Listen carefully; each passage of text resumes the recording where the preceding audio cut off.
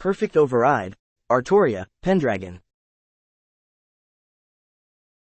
Artoria opened her eyes, finding herself in a meadow stretching as far as the eye could see, an unmistakable view of Avalon. She walked through the lush grass, passing a small hill, where she spotted a casual-dressed woman and a man standing together. The sight of another person in the distance brought delight to Artoria. She hastened towards them but came to a sudden halt. What is this? Why is she? Before her, Artoria saw someone who looked exactly like her, engaged in conversation with a man resembling Ciro. Ciro? What is this? Am I dreaming? As she strained to hear their conversation, Artoria realized she was witnessing herself and a man she identified as Ciro. No way. This is impossible. That's me. Then, who am I? Ciro. This is me. It is me. Artoria spoke from a distance, her voice unheard by Saber and Ciro as they continued walking away hand in hand. Artoria tried to move towards them but stopped in her tracks, realizing that Merlin was standing right beside her. Oya, you're not going with them? Merlin? Merlin, what is this place? What is happening to me? Don't you remember? Remember what? Why there are two Artorias? Artoria struggled to recall what was wrong, attempting to discern if this was just a dream. Then, it hit her. She remembered. Perfect override. Artoria, Pendragon. Nullify the contract binding Artoria Pendragon, and inscribe a new pact. To return. To bring that woman back. To her home. To the place where she will find happiness. The scroll. Correct. That man unintentionally did the unthinkable. First, he severed the contract of Artoria Pendragon, and second, he inscribed a new contract to return you to the place where you can find happiness. But I am Artoria.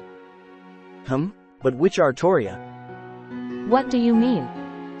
There are many versions of Artoria, so which one are you? Are you insane? I am the one that... Out of nowhere, Artoria remembers something. The intimate moments with Ciro flood back.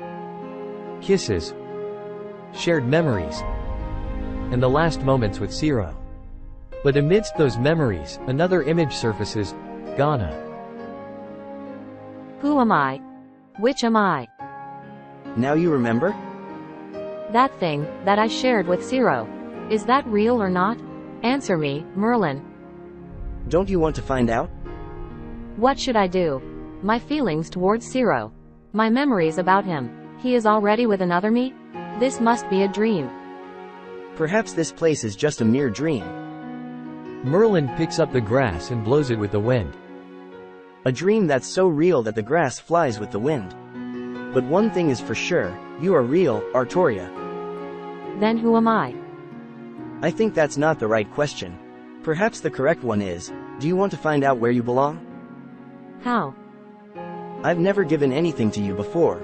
What about I send you back to that world, and you can try to find your heart within him? You can do that? Of course, but after that, I cannot be as free as I am today. Yet, witnessing human love is something that can keep me entertained inside my prison. Ciro. Do you want to find the answer, Artoria? I want. With a swift swing from Merlin's staff, wind gushes from every side, lifting Artoria. She closes her eyes, hoping to find the answer she seeks. You are real because you are alive, Artoria.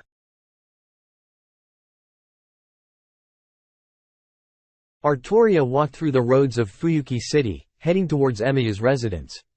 Her gaze was focused downward, lost in contemplation. How can I remember things that are not mine? Ghana kills me using the scroll. Helping Ciro and confessing to him. Ghana used his scroll to free me from the contract. Which one am I? After a long walk, Artoria arrives at Emiya's residence. From a distance, she observes Ciro and Rin, with Rin holding Ciro's hand like a couple about to go to school. Artoria remains silent and expressionless. Once Ciro and Rin are out of sight, Artoria walks past the residence, wandering aimlessly. Sitting on a bench in the park, Artoria gazes down, contemplating her next move. A familiar voice calls out to Artoria. Saber? Is that you, Saber? Medea approaches Artoria, grabbing her by the shoulders. Oh my, it's really you. Where have you been? We thought you were gone forever. I don't know. Come on, I'll take you to that boy's residence. No. I don't want. Oh, I see. Saber, tell me. What is happening to you? Artoria tells Medea everything, laying bare her experiences as if she hungers for answers. I see. You have memories of when Ghana killed you using a scroll and then memories of your intimate moments with Zero. But this current you, I'm certain is the one who fights the Jinn alongside everyone. Is that so? I don't know if this is helpful, but, Saber, in my understanding, this has something to do with samsara, or as we used to say, flowing around. Or perhaps like deja vu. I cannot explain further because this is beyond my reach. I see. Saber, do you have a place to go? No. Hey, how about, you stay at my place? Well, not technically my place, it's in a temple. But I should ask Mr. Soichiro first because, we will have a trip tomorrow. No need. Medea places her hand on Artoria's, a comforting gesture. Saber, have you visited the scholar? Artoria's eyes suddenly go wide. Ghana? Ghana is alive? I thought he didn't make it. He just woke up days ago. He was in a coma for 2 months. If there is someone who can give you an answer, it is him. Answers to the questions that haunt my existence? No. Answers to your doubts. You exist, Saber. Look, I am touching your hand. You are not an illusion, you are real. Medea takes something from her purse and hands it to Artoria. What is this? Money. Go to Ghana's place by bus. It will be a 6 to 7 hour trip. He lives on the hillside. Here, let me write the address. Medea jots down the address and provides step-by-step directions on how to reach Ghana's place on the hillside. From here, take a bus to the city near the sea. Then, you take a taxi to his place. His house is a cabin-style house with 2 windmills around it. You can't miss that, you can see it from afar.